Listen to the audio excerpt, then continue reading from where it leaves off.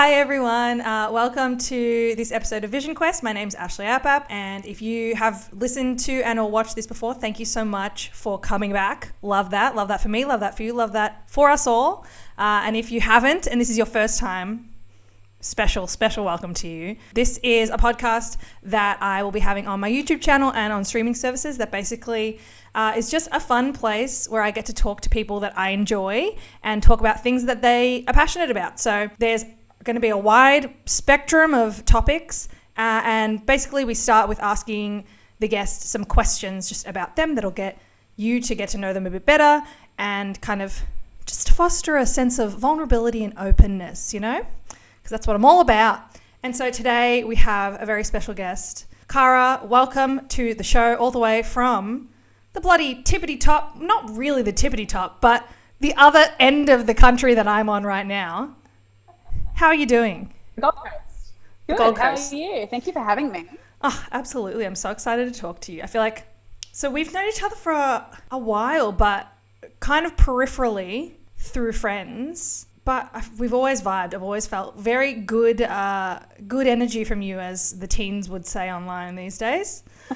And I know we share a deep love of John Mayer and other things that make me feel very fondly of you. So how are you feeling right now with everything going on in the world? You doing okay? Yeah, I'm feeling quite good at the moment. I definitely had a bit of time, like maybe 2 months ago, where I was feeling quite down, especially because I moved here at the beginning of the year, like just before New Year's. And I haven't seen my family all year because obviously I was planning on seeing them like Easter, and then it got pushed back, and then it got pushed back, and now I'm like, oh, I don't even know if I can get down there for Christmas. Wow. So that was a bit of a bummer, and it still is, but I think I'm kind of working through it better lately. So yeah, like I've just been trying to connect to people back home, and it's been making me feel a lot better, for sure. Love that things are improving, like as much as they can. I don't want to say it's like a weird time, because that's a given, and I'm sick of people being like, in these unprecedented times, but oh my god. But they truly are. One more email that says unprecedented times, I'm gonna like lose my mind. I'm going to be unprecedented because I will no longer exist. So a little bit about you for people watching. I'll say some things, but fill in any blanks. You are a writer, you're a very creative and funny person, and you've been freelancing for a long time, and now you're kind of shifting a little bit into kind of making your life what you want it to be. So yeah, let me know if I've missed anything. What else do people need to know about you? That pretty much covers it. Besides the fact that like I used to live in Melbourne, that's how we know each other. And now I live in Queensland. Besides that, because that's pretty much like quite formative for this year for me. But other than that, you covered it all. Thank you for saying I'm funny. You are. Oh my God. Honestly, everything you post on Instagram, automatically I know I'm going to have a good time. If I just hover over it, I'm like, oh, here we go. It's time for some good content. Wow. Thank you so much. You're welcome. All right. Well, let's dive straight into the questions. I'm going to start with question 1. What did you want to be when you grew up, and why do you think that is? When I was younger, I really, with the exception of the time that I wanted to be Delta Goodrem, like not a singer, like actually Delta Goodrem, with the exception of that time. Which was this like 2000? Was this like 2002 to 2004 by any chance? Yes, it was. Great. It probably was that exact time period, actually. I used to sing in my backyard, like on our little bench with like a broomstick for a microphone, and like I have an awful voice. So besides that, I always wanted to be a writer. So that was something that was always kind of like in the back of my mind. Like I remember being in grade 4, and there was this like competition at school where you'd have to write like a story. Mm-hmm. And that was when I was like the first time that I was like, wow, like I really, really want to do this for a job, like as much as you can be when you're like 10 years old. Yeah. And I really liked it. And obviously that was creative writing. And then as I kind of got into high school, I really liked more of like political / social kind of commentary writing. And then, yeah, like it kind of formed from there. So I think the reason why it started when I was super young was because I was always like very introverted. That's just kind of the way I am. And I was very sensitive, as my mum likes to point out. Like I was a very sensitive kid, and I was very inward, and reading has always been something that I love, like more than anything.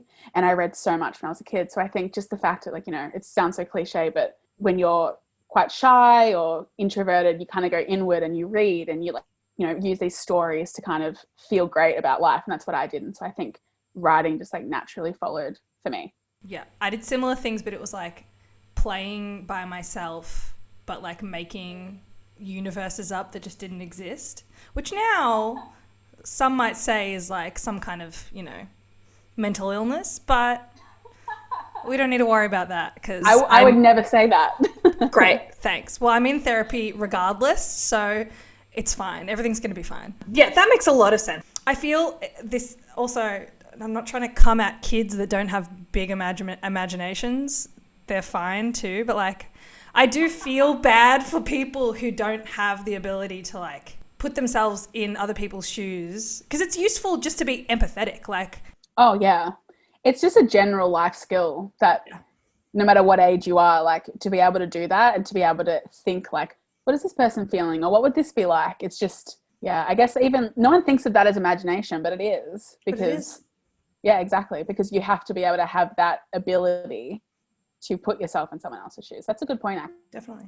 Thank you very much. Excellent. So next question is, what is your favorite thing about yourself?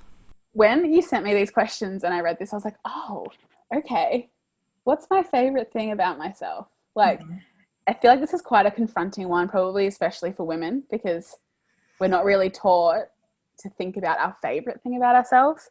Absolutely. But I was thinking about it, and I think my favorite thing about myself is that I'm someone who really tries to be better in every aspect that I can in my life.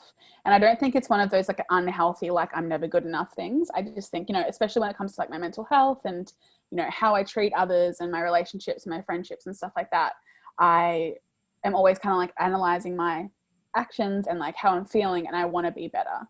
And that's something I've been doing for quite a while, like probably since I left high school. So when I was like 19, I started going to therapy, and that was kind of the start of it, because I realized that if you put in the work, you can really change your life. And I still go to therapy. We love therapy. We love therapy. Yeah, so I think that's something probably I'm most proud of and that I most like about myself, is that I'm not afraid to be like, this part of myself is not serving me, or this part of myself is actually kind of toxic or bad. Because I think a lot of the people, like most people have those qualities in some capacity. No one's perfect. For me as a person, like if I have a friend or anyone who's just, done something wrong and can admit it and can work through it and is like, I'm working on this, that's so fine. And that's the type of person I want to be. So yeah, I think that's my favorite thing about myself. That is such a good answer. I love that. I feel like it's a good thing in our generation. People are trying to better themselves, and then there's also like a camp of thinking of people who kind of, it's like a performative version of self-betterment. And I think I sometimes I get frustrated with that, because I'm like, I don't know who's really actually trying to like do the work and make themselves better. But it's always very clear when you spend time with someone and speak to someone that is, and hear someone call themselves out on their bullshit. That makes me feel very comfortable to be like, okay, I know that you are aware of your flaws and you're aware of the fact that you can do better and be better. I agree with the whole feeling a bit frustrated when people kind of seem like they're doing it just for show. And I think for people like me and you, just from what I know about you with your like mental health journey, is when you've put in the really hard yards for like years and you've like struggled and you've really, really had like a tough time, it's really difficult to see people kind of glaze over how hard it is. I think that's why it's frustrating, because if someone doesn't feel like they're like, oh, I go to therapy, it's so good, and then they're still going out and doing all their like toxic shit. Yeah. It's like, well, please don't like make it out to be like it's super easy when it's not, that kind of thing. It's hard, but good on both of us for understanding how valuable that is. Claps for us. And the next question is, oh, I love this. Okay. What is your favorite feeling? It can be physical or emotional, by the way. So I've narrowed it down to two. Excellent. And one's physical and one's emotional. So my introverted self wants to say that it's getting into bed, having a shower, getting into bed every night, reading. Oh, it's my favorite time of day. I love that. Just because, like I said, I'm an introvert, and that's like my super relaxed time, and I've loved reading, like I mentioned before. And I have a Kindle, so I'm constantly like, I fly through books all the time. That's a physical one. My emotional one is probably, it's a bit more vague, but it's when I'm with anyone who I'm super comfortable with, and I can be anywhere as long as I'm comfortable with those people, and you're just really relaxed and you're just chilling and you've got nothing to do and you're just having conversations, because that's my favorite thing to do with my friends. Like, I don't have to go out and do things with my friends or my family. I'm more of like a stay at home, sit on the couch and have conversations type of person. Yeah. So that's definitely my favorite, because the friends I have up here, like last night we just sat in our lounge room and like listened to Avril Lavigne and spoke about I love that stuff. And it's just so fun, because like I just feeling super comfortable is it for me, pretty much. Yeah, definitely. That's very special. One of my best friends and I were on the phone for like 3.5 hours last night, and we were talking about something similar, how like when you feel understood and like truly seen by people, it's so you don't have to be doing anything. And like the idea that some of the most fun times we've had together, and like me with other friends, has been in times where you're waiting for something and there's nothing to do, and you're just communicating with someone and you're just standing there, like at an airport before a flight, or like in line for like a roller coaster or something. It's like the funniest, stupidest shit happens in those times, because you're not distracted. You're just like being present with someone. And it's like, especially if it's before an exciting thing like going on a roller coaster or going on a flight, I guess you have like all the excitement and the adrenaline in your body. So you're like super, like you're conversing with people, and you're like, that's like feeling your conversation, like, and the experience. So like, I completely agree with that. I want to go on a roller coaster so bad. Okay. Same. I've already decided as soon as like healthily possible, I'm going to be coming up to where you are and going on the Superman ride as many times as possible. We should go to Movie World. You should come up here as soon as you can, and we should go to Movie World. It's so fun. Yes, I think please. Movie World's open at the moment, but Superman's not open. I'm like, so why would I bother going? You know, what a waste. Like, the last time I went to Movie World, so my dad worked for Qantas for a really long time, and so he used to have these benefits that were like, once a year you get, I think, like 4 flights within Australia that are like $100 each or something. Back when that was like doable. Yeah. I feel like now most flights are around that much anyway. Sometimes, maybe I'm wrong. This shows how long it's been since I've flown within Australia, so I don't know. And he was like, it's gonna run out for the year. Like we should go somewhere. And he went to Sydney with my sister, and then I was like, can we go to the Gold Coast for like 24 hours just to go to Movie World? And we did, and we went on the Superman ride like 4 times in a row, and he had like this vein in his neck that started pulsating, because he was like, I can't go on this ride anymore. And I was like, please. And I just went on it by myself like a bunch more times, because I was like, I need to get my money's worth. Oh yeah, it's the best. Actually, wait, have you been on the Green Lantern ride? Is the Green Lantern ride the one that used to be Lethal Weapon? No, it's a brand new. It's not brand new. It's been there for like a few years. Actually, you might not have been because you were living in America for a while, but like, okay. This is all the more reason I have to come. Perfect. All right. It's so fun. Yes, you need to come up. You know what I'm going to do? I'm going to like insert here a little clip of this ride so that people can understand what it is. And it incentivizes me to go look it up. Oh, when I'm really bored and like sad, I just YouTube people like POVs on rides and pretend I'm on them, which is the saddest thing. I don't get, do you get any fear from roller coasters? No. Okay, see. When I was little, I did. When I was little, yeah. And like sometimes right before I get on, I'll be like, oh shit. But leading up to it, I'm just like excited. Yeah. Oh, see, I am terrified. Like, but I still love, because like, you know, like it's just the whole point of roller coasters is that you know that when you get off them, you're like, oh, that felt so good. Like just the sheer relief. It's like all the feelings of like having a panic attack and then getting out of it without having to have a panic attack. It's the come down of adrenaline when you're like, oh, okay. Yeah, and it makes you be like, nothing matters, and that's good. Like, but yeah, with the Green Lantern one, it's really scary, but then you can also go on it backwards. They have 2 seats at the back, and you can go on it backwards. So I feel like you need to do that if you don't get scared, because they have a huge drop. Sorry, I know this is probably not what you want on your podcast, but they have a huge. It absolutely is. Oh my god. They had this huge drop. Like the first thing is like, it's literally like, I swear to God, it's vertical. But when you're going up backwards, you don't know when it's coming. So it's just like. All right, lock it in, Eddie. When possible, I'm coming up there. We're going to go to Movie World. I'm going to go on this ride. And then I will film my reaction of whether or not I was scared. And then the people will know. Excellent. Next question is, what is your happy place? Oh, okay. My happy place. I feel like this is going to be kind of similar to my answer to the last question, because I am just like a creature of comfort. Like I'm just, if I'm in my lounge room or in like my parents' home, my where I grew up, or in one of my best friends' like living rooms, I feel like that, like any place where I'm like totally 100% comfortable and I have like zero anxiety or fear because I'm an anxious person is my happy place. Like I remember when I was doing therapy one time, and the therapist was like, okay, I want you to close your eyes and think about like all the senses you would feel if you were in the place you were most comfortable. And like I closed my eyes, and without even like thinking about it, I was in my best friend's mum's living room.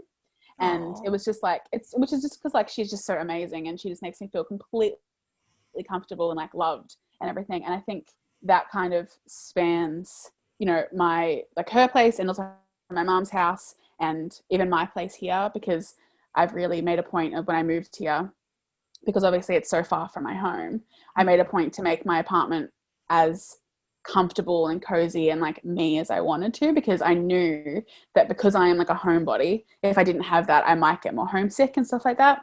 So yeah, like just being on the couch with my friends or with my family is probably my happy place. I'm all for like making a space feel as comfortable for you as possible. I think it's a lot more important than people realize. Even people that like, I don't think I'm necessarily a homebody, but I need things to be aesthetically like both organized and in a way that makes me feel good. That's exactly how I feel, because it sounds superficial, but it's not really, because your environment really, really affects your mood. And I learned that, especially working for myself and working from home for 3 years, is that, you know, it sounds kind of stupid to spend like money on like a nice couch or something like that. But I just personally don't think it is when you're someone who takes so much pleasure from your surroundings. Okay, the next question is, what is your favorite song to cry to? Okay, I have to preface this one by saying that I'm actually not a crier, and it's kind of an issue. Oh, I'm sorry. Like, I have been working on this for so long in therapy because I have some sort of really deep-seated emotional block where I just can't cry. But That's fine. It's fine, but I'm working on it because I feel like a good cry is like is a good thing. But I will say, the other day in the car on the way to work, I was listening to Christina Aguilera's Stripped album. I don't know if you're familiar with that. But I was listening to that album because I was just having like a throwback moment. And I was listening to The Voice Within, and I just started crying on my way to work. And I was like, oh my God, like, what is happening with my emotions right now? So that's one that made me cry most recently. But other than that, I think, and this is probably such a common answer, but Coldplay's Fix You and The Scientist, 2 songs always make me cry because I just think they're so universally relatable, which is why they're so loved and so brilliant, I guess. Yeah, those 2 as well. I don't know why I didn't think of John Mayer. John Mayer has so many songs that just like make me feel every human emotion. I've never met him, but like I've never consumed someone's work that makes me feel like they understand me specifically so much, like to the T, which is so like, that's, you know, that's the point of like an audience, is people that kind of relate. Okay. The next question is, who's someone you admire? Okay. So I feel like this answer is quite typical, and it's my mum. And I feel like everyone's going to say it's their mum, but mums are kind of the best. So it makes sense that everyone would admire their mum. Mine is just, you know, she went through so much as a kid. She grew up. She's been the most incredible person to me my whole life. And I think especially as I've gotten older and I've understood her more as a person and like as a human who has gone through a lot of shit, I don't know, over the years, I've just admired her more and more, because the biggest breakthrough I ever had in therapy was when I realized that my parents had experiences and like trauma and issues that made them, you know, do certain things or act in certain ways that I found upsetting. And like, even though obviously, you know, it's not nice to be upset by something your parents did, it's it was a breakthrough moment because I was like, my mum is like literally just me but older, and she's just trying her best. And I think since then, which is probably when I was like 20, I've just had this like profound, like even more like profound respect for her because she's just gone through so much. You know, she was, you know, from a really, really like poor single parent family, and she had 5 brothers, and like she pretty much is them because she's the oldest, and she had cancer when I was 6, and that was awful. And I've spoken to her about it recently, and she was just basically saying that like she was really, really scared, as you would be, obviously. But I never saw that when I was a kid, and that was really kind of eye-opening for me as well, because even as like a 27-year-old, it's so obvious that my mum would have been scared when she had cancer. Oh yeah. But I didn't think of it that way because she didn't seem scared. But then so to have that reminded, I was like, oh my God, like she kept getting up every day and like literally making lunches, and she kept, you know, going to work and taking care of like my sister, who was I think 1 at the time. She's just the most incredible woman. And especially since I moved up here, not being able to like, you know, go around to her house and like hug her and spend time with her in person, it's made me appreciate her a lot more as well. That's some real superhero shit. When people are going through really traumatic things and are still able to, whether people have kids or not, I mean, everyone's struggles are valid.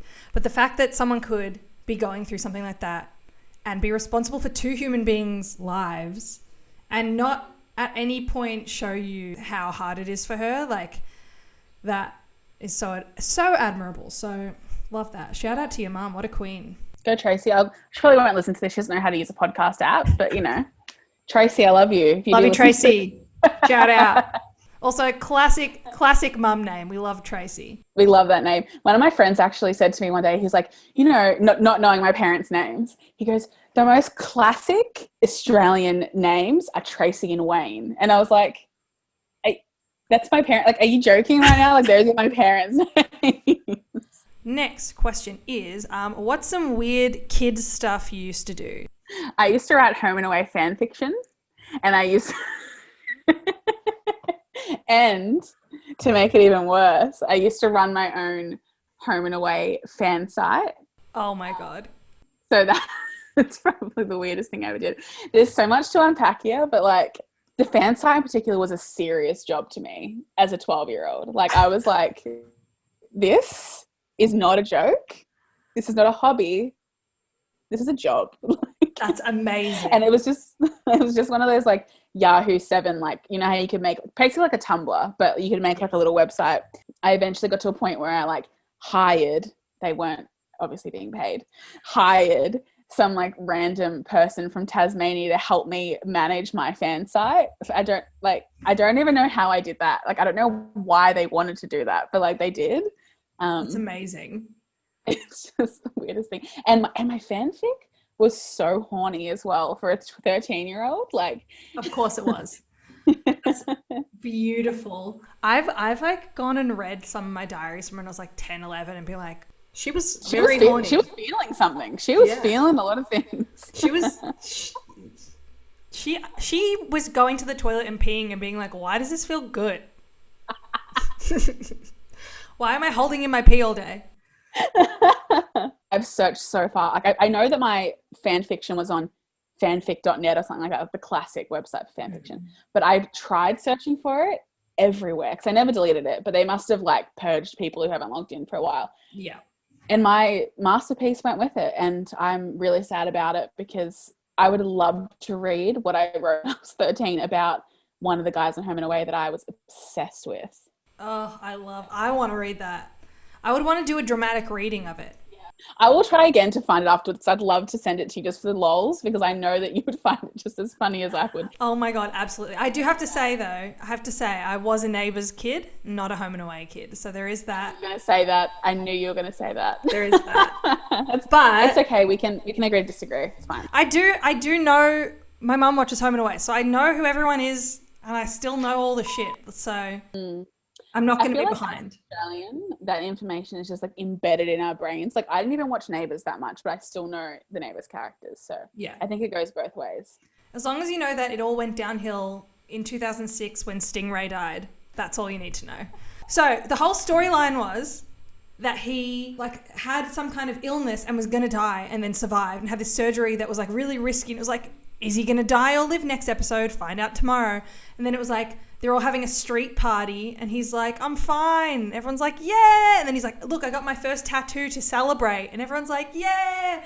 And then it shows him like sitting in a lawn chair at the street party and like he drops his beer because he dies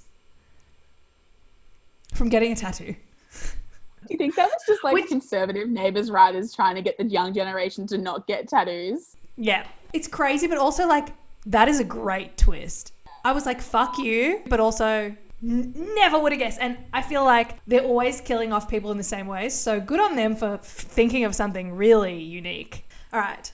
So the next question is, and the final question, do you believe in aliens? Do you think they're real? Yes. Like a wholehearted, absolute, you can never convince me otherwise. Yes. Of course they're Amazing. real. Yeah. Like you can't look out at the night sky or like, have you ever watched one of those YouTube videos where it's like, it shows all the planets and it zooms you out in terms of how small Earth is? Have you watched one of those? Yes. You can't watch that and think that we are the only living beings in the whole universe. Yeah. It's not possible. Even just looking up at the stars at night is enough for me to be like, whoa. Like, I actually get like, I went to a Byron, like a Airbnb recently with my friends, and we were laying out in like the like on the grass at night and the stars were super bright, and I actually started having like an existential crisis anxiety attack because I was like, it's so much, like we are so little, there's nothing, like, I don't mean anything, nothing means anything, like I'm looking at a planet that's so far away, like I just don't know how anyone could think that there's not something else out there. Yeah, like, do you really think we matter that much, that it's just us? Like, come on. No. Humans are so interesting, but there's definitely like other interesting creatures out there. And that's not even considering like other dimensions. Like I'm so intrigued by the thought of dimensions. Yes. Like, we don't even know what other things could look like. Like we just can't fathom it. We can't fathom it. And the fact that we only use 10% of our brains as well, like, is that linked to that? Like, will this open up if this opens up? I started listening to Smartless, which is a podcast with Jason Bateman, Sean Hayes, and Will Arnett. And it's fun. Like, it's a very diverse like group of like funny people. I mean, it's not very diverse. They're all white men, but but like their perspectives are different, and their personalities, you know, they're different in some ways. That's so funny. Okay, but yeah. Anyway, I was listening to their podcast and they had Neil deGrasse Tyson on one episode. It was so good. He was just like calling them out because they kept asking these questions that were more just like explaining things that they knew, and he'd be like, "What's the question?" But I would recommend anyone to go and listen to that episode. They talk about different dimensions. They talk about the speed of light in terms of like, the further you look out into space, you can see the further back in time. Yes. Oh my God, that's so interesting, isn't it? I love all of this stuff so much, but not to put myself down, I have a simple mind in some ways. Like, I struggle to take in information. Like, I've tried to read his books before, just about astrophysics and shit. There's an example. But it's hard for me to like, I have to reread things like so many times for it to sink in when it's information. If it's a story, I can picture it, it's fine. But when it's information, it's really difficult. So hearing him explain it, like, it blew my mind. So would recommend. He explains things like that really well. I think I've listened to, is it Joe Rogan that had him on his podcast as well? I think he has one with Neil deGrasse Tyson too. And yeah, it's the same. It's like very, very well explained for the idiot like me and you. So that's what we are. Perfect. All right. So now, Cara, I will give you the floor. We will be talking about your topic of choice. I'm very excited to hear what we're going to be talking about and to get into it. So without further ado, it is your time to shine. We're going to be talking about my favorite topic, Taylor Swift.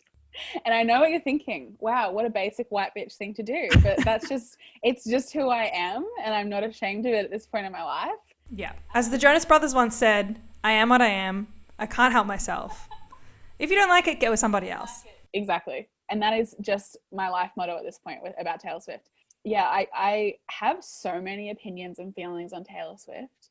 And I'm currently like, my 3 best friends are like just as obsessed with her. So literally sometimes all we talk about in a night is Taylor Swift, because this is the thing that I feel most passionate about, is I think that she is so underrated, which sounds kind of funny to someone who's arguably one of the biggest pop stars of all time. Not of all time, at least of our generation. It sounds funny to say that she's underrated, but I think in terms of like her genius and her business strategy and like her ability to just connect with people, I think she's so underrated. Are you like, how, like, what do you think of Taylor Swift? Like, completely honestly. In terms of her music or her personality or how the media has portrayed her, which topic are we tackling first? Well, let's start with music. What do you think about her music? I love certain songs, and I think probably 1989 is like the album of hers that I was like, wow, this album. But I listened to music from her first album like when we were young and it was very popular, and loved it. Fucking Forever and Always slaps. Hey Stephen, there's so many classics. So many classics, so many bangers. I like a lot of her like new music. I haven't listened to Folklore. I know. It's not because I don't want to. It's because in these, I'm going to do it, unprecedented times, it feels like there's so much pressure to listen to and watch everything. And I've kind of just set this rule for myself that I'm like, I'm not going to do anything I don't want to do until this pandemic is over. Great. Because I'm just like, and not that I don't want to listen to it, but it's like I am going to wait for the right time for when I want to do things, because like there's so little control right now that I'm just like, that's one thing that I can control that will just make my quality of life better. So, and I'm like in a very privileged place right now where I'm not working, but also not having to really stress about like rent or anything. So I'm just kind of like, okay, well, I'm just going to enjoy this time. It's like, I'm 12 years old again. What do I want to be doing on my school holidays? So that's why I haven't listened to Folklore. I mean, look, I completely support that. And I think that especially when it comes to music, like some artists, if they're like your favorite artist, you'll want to immediately listen to a new album. But I completely understand like wanting to take your time to like get the right time to listen to something, because otherwise it can just kind of like take the fun out of it. Yeah. So it's definitely like her most like introspective, like deep, sad, probably the saddest album, like as like a cohesive album. So yeah, if you don't feel like you want that right now, definitely don't do it. But I'm excited for the day that you do. I will absolutely let you know the second that I start listening to it, of course. So yeah, I'm a fan of a lot of her music. Not a diehard fan, but a lot of her songs slap and I love them. So that's her music. Her personality, I'm going to call myself out because that's important. Historically, especially when I was like a teenager, I was like, okay. And we are both big John Mayer fans. And so when she and he didn't work out and that whole fiasco happened, I was like, well, I'm Team John, obviously, even though he is so problematic. But I'd say, and one of my best friends is as obsessed with Taylor Swift as you are, and she always has been. And we like have fights when we were teenagers about the fact that I didn't get her, and she'd be like, why are you judging her? You don't even know her. And I'd be like, but I think in the last few years, I've just been like, as we all have, we've been more aware of how the media makes people look a certain way. And I think I've just been like, it would be really difficult to be her right now. Like, it would be so hard. People have villainized her for so long. She's just trying to fucking make music, and now like she's so popular she can't go anywhere or do anything. I'm trying to just look at it from like a human perspective. And so that's where I'm at with her, and have been for the last like 3 or 4 years. I think I've just been trying to be like, why would I be like roll my eyes at someone who's just like making music? That's the thing, is like I feel like I'm not the type of person that's like, oh, if you don't like Taylor Swift's music, then you just have bad taste in music. Like, I'm not like that, because the thing is like I understand that everyone has very different tastes. So it makes complete sense. Some people are like, I would never listen to Taylor Swift. But the thing that gets me is when people are saying, you know, oh, she's annoying, or she's not even talented, or she's, you know, she does the same thing over and over again, because I just think it's actually quite like unintelligent to say that, because like, I just don't think that someone can be so relevant and so popular and break so many records for like over 10 years and not be talented. Like, you have to have talent to do that. And so that really bothers me, is when people like roll their eyes and they say like, oh, Taylor Swift, like she's so overrated. Like, oh God, she's not even that good. And it's like, well, you're not thinking about why she's so popular. And I think that also comes down to a lot of the, like, you know, the ideas behind like, okay, who likes Taylor Swift? And you know, especially like 5 to 10 years ago, it was young girls. It was like me when I was 16 or 17. And even now it's like I said at the beginning, like I made a joke saying like, oh, it's such a basic white girl thing to do. And it is, it's considered basic and a white girl thing. There have been times when I felt almost like embarrassed to be as obsessed with her as I am. But now I'm just like, she is to me just like such a human role model. She definitely has had times where she's, I guess, and she's admitted to this. I don't know if you've watched Miss Americana, the documentary. Yes, I did. Yeah, like that provided a really good insight, like even for me who like I know quite a lot about her, into like her, like, you know, how she's kind of developed in the spotlight. And I thought it was really cool how she admitted that she used to just be like really obsessed with seeming perfect and, you know, really obsessed with being the good girl and not like stepping out of line and everything. And now she's like, well, I'm just like a human and I don't care about that anymore. Yeah. And I think that's just so important because, you know, it shows that celebrities, like you said, like they are human and they go through things and they don't get everything right. And she's definitely been problematic in the past, but I think in terms of other celebrities, she's dealt with it a lot better than most people have. Like, you know, she's apologized and she's like righted her actions and stuff like that. Yeah. And I just get really interested by the way people like judge her or judge people who really like her purely because she's a woman who writes about her emotions. Yeah, absolutely. Yeah. A big part of why I want to do this podcast like at all is I feel there's so much weird judgment of people judging what other people like, and I hate that so much. And I think like a big part of my identity is stuff that I like, and my version of this is the Jonas Brothers. Like, it's a very basic thing to like, and I don't give a fuck. Like, I love Hanson, I love the Jonas Brothers, and that's fine. The difference is they're not being, I mean, they were criticized a lot with the fucking purity ring stuff and all this. They have had hard times, but they've never been criticized for the type of music that they make, the fact that they're boys talking about their emotions. It's so bizarre it's actually, you've unlocked something in my brain right now. It is really fucked up that like, not only do people like make fun of and villainize her fans, but also her for just like being a human being who has feelings. Like, that's so fucked up. Yeah. And like, I think comparing it to the Jonas Brothers is actually quite like a really good comparison because they obviously came up around the same time and they have similar fan bases.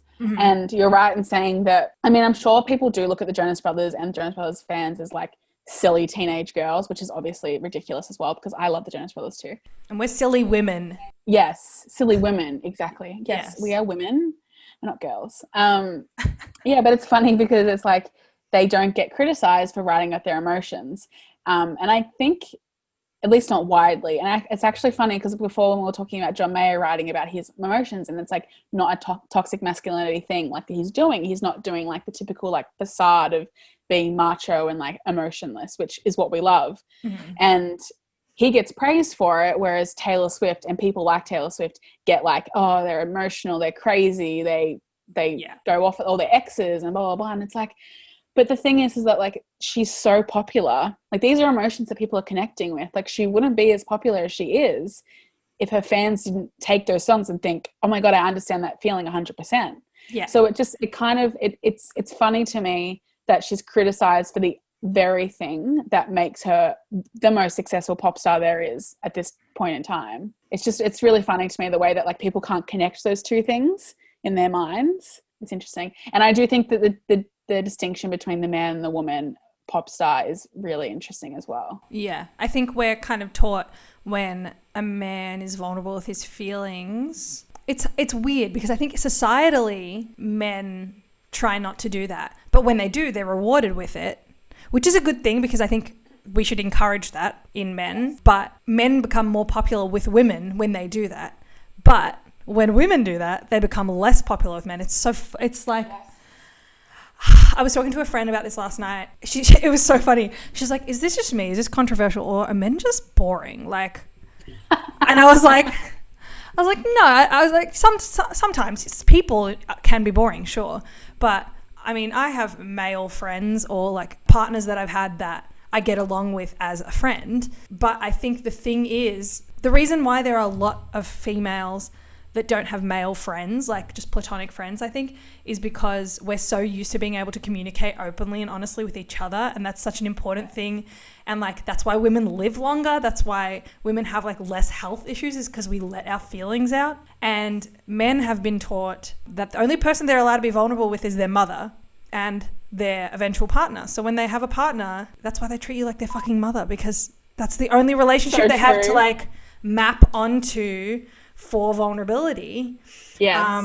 So it makes me so angry. It's such a cop out when men are just like, oh, she's crazy for like emoting her feelings. Yet women are the only people that men feel comfortable like in their safe space emoting with. It's so hypocritical. It makes me so angry. It is. It's very hypocritical. And then also the other element is that in the self-titled album we're talking about that you said you listened to last night, she was 15, 16 when she wrote and recorded that. It's funny because it's like, if I ever had anything from that age get released into the world, God help me, it would be the most embarrassing thing.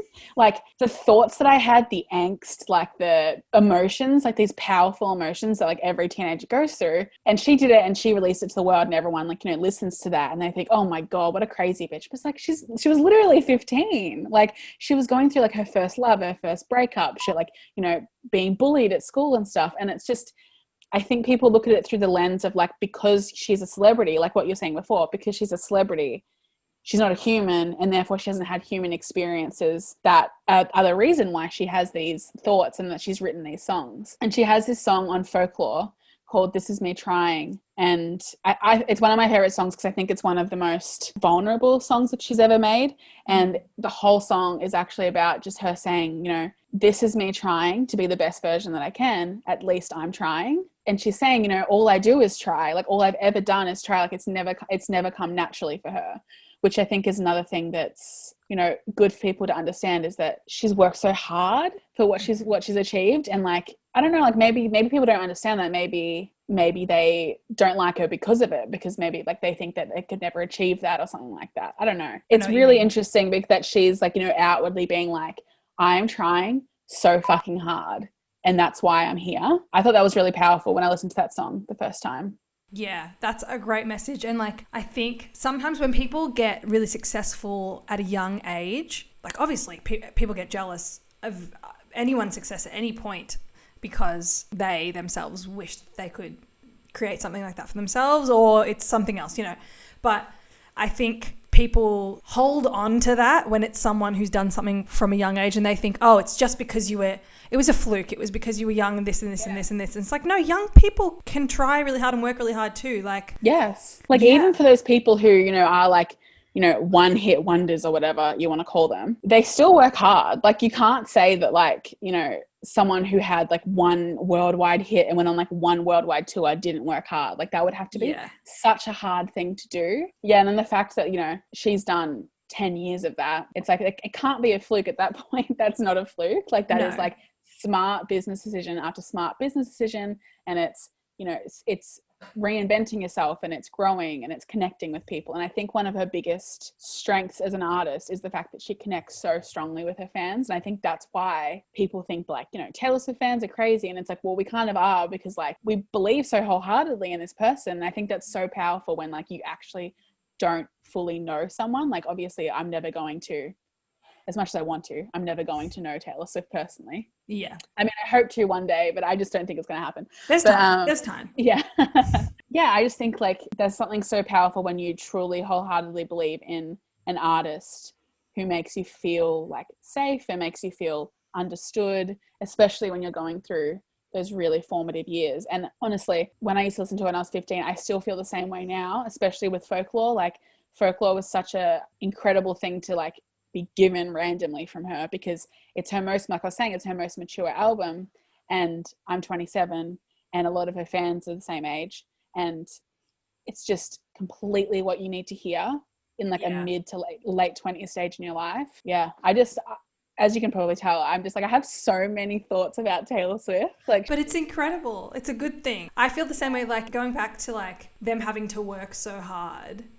Once again, of course, going back to the Jonas Brothers, like thinking of them when they were like, Nick was what, 12, 13, when they were for 2 years straight, they were on the road, like playing high school auditoriums, spending more money on gas because they couldn't afford hotels, to like drive interstate every morning, every night, barely sleeping. He is like having all the symptoms of diabetes and like going in and out of hospital. And it's just such a cop-out. It makes me so angry when people insinuate that kids can't work hard for things. If anything, like, kids have to work harder because they don't have like that knowledge of, like, you know, you get to like 16, 17 and 18, you start realizing that adults have to work, and you kind of like start gearing yourself up for that. But when you're like 10, 11, 12 and you're suddenly famous, it's like, well, who prepares you for that? Like, where do you get your work ethic from? Like, you have to work hard to do that stuff.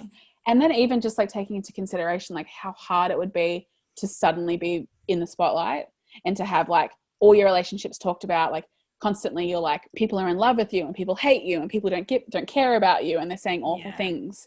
Like, that would just be a really hard thing to deal with as well. Like, day to day, that would be a job to have to deal with that. Yeah. Because it would be so emotionally taxing.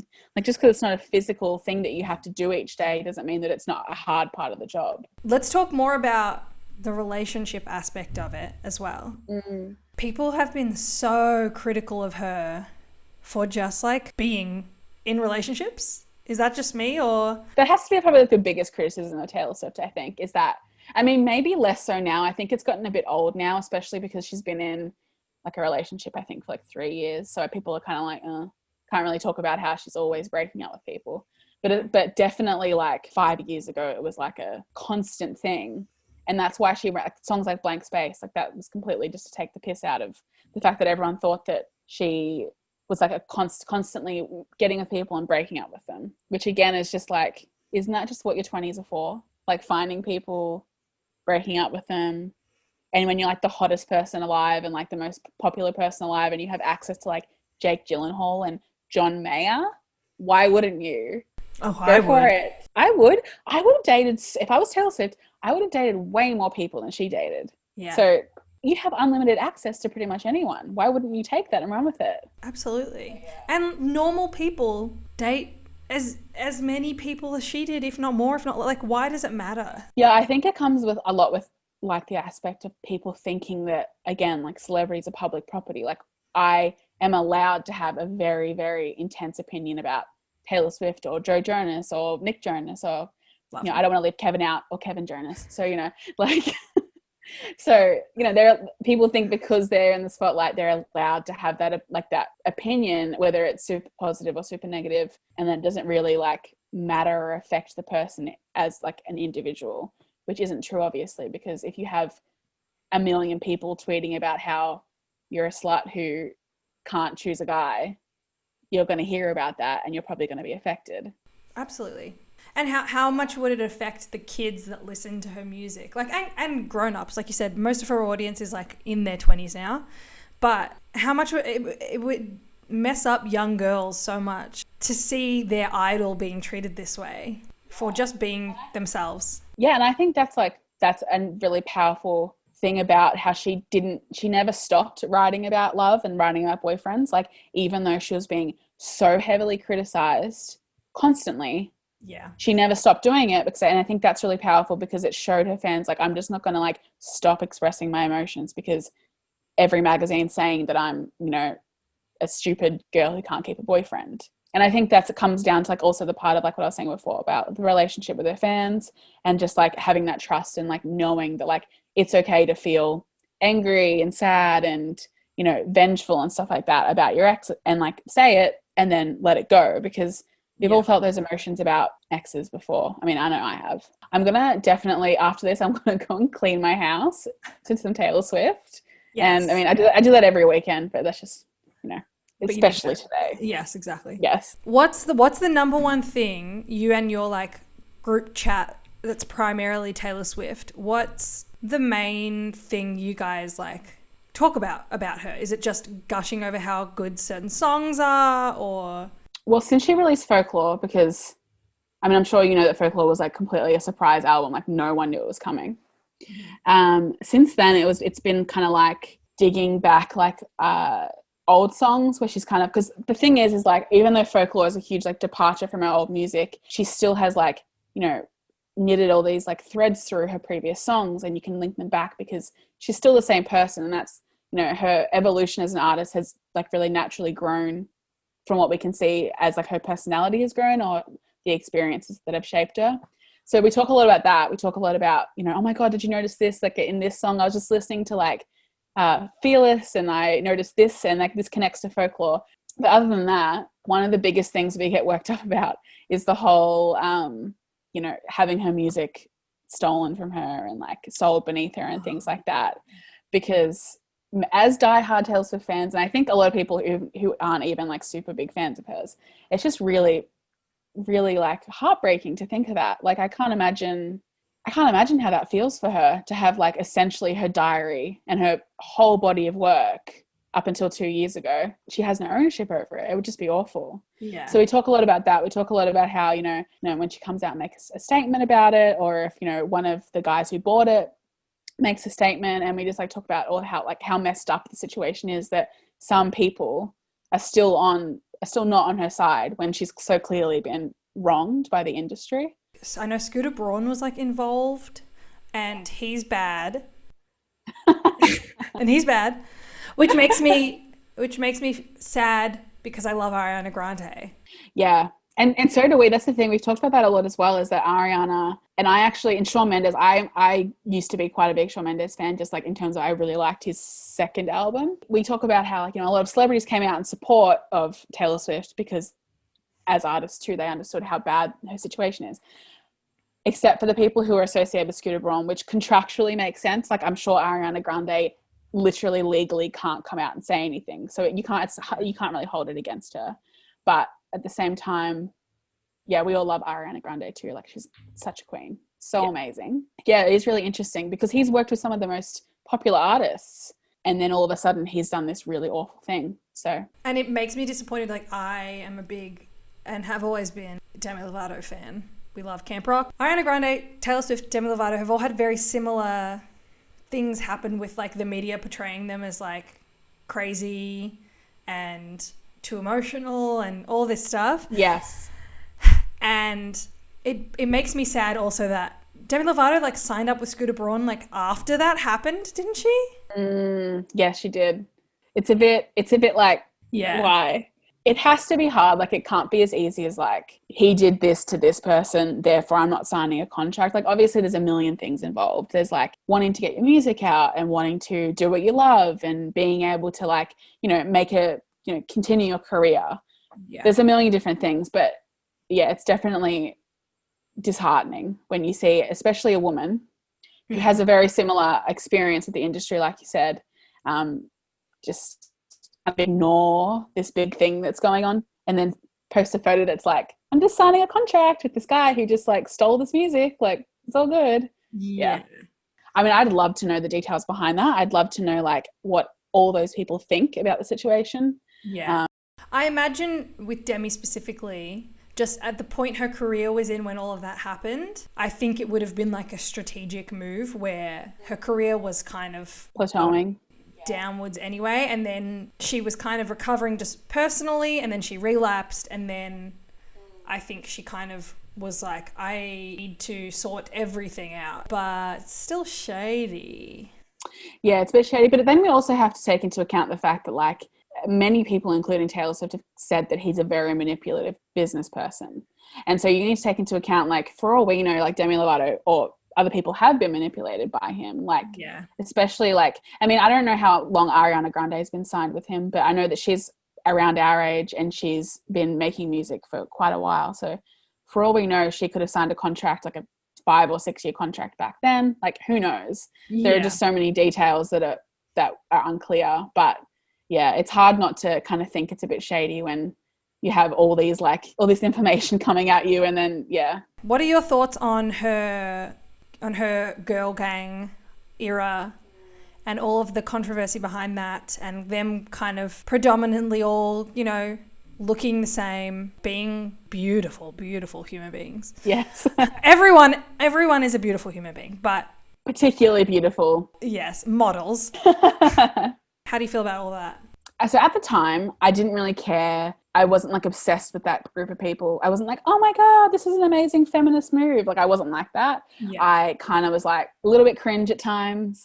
Like a little bit like, why are you bringing out two models on your show as like a special guest to walk down the stage? Like if I went to that show, I would have been so annoyed. I would have been like, you could have picked like any musical guest and you chose Kendall Jenner to walk down the runway. Like, why did you do that, Taylor? Like a little bit of like a questionable move. She could have whipped out Nickelback and people would be more excited. Oh my God, I would so highly fuck with a Nickelback song, like shamelessly. Like I just could. Looking back on it, I definitely think it was, maybe performative's the word, but maybe she was just in a space where she really thought that like, you know, she was learning about like feminism and like she thought that that was quite like a good way to go about it, like a girl gang and like focusing on friendships. But really, like in hindsight, it was quite narrow, or definitely was narrow, because like you said, like they all looked the same. They were all white, or at least most of them were white, thin, very privileged people. I think that was kind of like a good learning curve for everyone, like people who like Taylor Swift and like general society, because obviously there was so much like written about that group of people. Yeah. That I think it was a good way for everyone to be like, okay, well, this actually isn't what feminism is about. Like this is, you know, a very narrow group of people who, while they are all like very strong and like successful women and like obviously very worthy of like love and attention, not the basis for what feminism is. And I think that even though she hasn't said it, I think I'd actually be really interesting if if someone in an interview asked her about her opinions on that, because from what I can see now, like I think that she's definitely had like a more well-rounded like view on it all, because now she is doing like way more intersectional things. Like she's working with like people of all different like genders and sexualities. And, you know, I don't know if you've seen her You Need to Calm Down film clip, but it's just, yes. It's so much fun because it has so many different people and it's all celebrating diversity. So I definitely think it was a bit of a blip on the record. Like I'll admit that. Like I'm not a fan that's going to say that she's perfect no matter what, because she's not. No one is. But I definitely think that it was like a learning curve for everyone involved. And I would be very surprised and disappointed if like she did that again, because I just think it's like 2020. Like we don't do that. We don't do like 10 white girls walking on a stage anymore and calling it feminism. Like we just don't. I've definitely before, maybe like when I was early 20s or like late teens, like I've always been like a very staunch, like, oh yeah, I'm a feminist. Like I'm proud to call myself a feminist. But like I didn't learn about like intersectionality and stuff like that until much later, and how you can actually incorporate it, and how you need, especially as a white woman, you need to incorporate it into your feminism. Like you can't just say, oh yes, I support, you know, like trans, black people, you know, people of all genders and all, you know, sexualities. You have to actually like make a conscious effort to incorporate it into the way you speak about it. The way you speak about it, the kinds of like media you consume, the people you surround yourself with, people you support. Yeah, exactly. And I think that's just where she got it wrong, is that even if she happened to be surrounded by those people, she could have shown more support in other areas, supported other people, other organizations and things like that. And I just think it was probably, like I said before, a learning curve. Beautiful. Okay, well, this is so much fun. Thank you so much. Is there anything that you would like to plug to my mum, because she's probably the only person watching this? I will say, and this isn't even a real plug because it's not even up and running yet, but my roommate Amanda and I, who I think you are going to speak with as well on the podcast. Yes, we are planning on starting a podcast in the next month as well. Woo! So look, maybe we'll do a little bit of a guest swap and you can be on that one day. I would love that. By the time this is out, I feel like yours will probably already be out by then. So whatever it is called, I will have it written somewhere around. It's going to be called To Be Honest. Ooh! But that's all we know so far. I'm very excited for that. Thank you so much for being here. You're a bloody gem. Can't wait till 2021 when I can come to Queensland. We can ride roller coasters together. Exactly. I can't wait. And you'll be afraid and I'll be Taylor Swift's Fearless. There you go. Maybe we should record like an episode of the podcast like on the roller coaster. That could be kind of a vibe. I would love that. That would be fucked. It would be fucked up, but it would be like so unique that it would be so funny. Honestly? You're like, not a bad idea actually. Should I move to Queensland just to be like, okay, New life plan, move to Queensland, get a job at Movie World so that I can be there as much as possible. As soon as my shift is over, ride the rides, record an episode. And it's called Off the Clock. Oh, you just came up with that. Wow. You just came up with that. Oh my God, you're mine. I am an idea wizard. Woo! Okay, beautiful. All right, well, thank you for having me. Oh, anytime. Absolutely. If you ever want to come back, we can talk about anything else. This was so much fun. Thank you so much to anyone watching and or listening to this. You can follow me on everything at Ashley Crap App this on the internet. I just love that Instagram handle. Ashley Thank you. Thank you. I was thinking of calling it Rashly Crap App because I get rashes also. I adore you. Thank you so much. This has been so much fun. And thank you, everyone. Stay healthy, safe, hydrated, and keep doing poos. Do a poo every day if you can. If you can't, figure out how to get there. All right. Mwah. Bye. Mwah.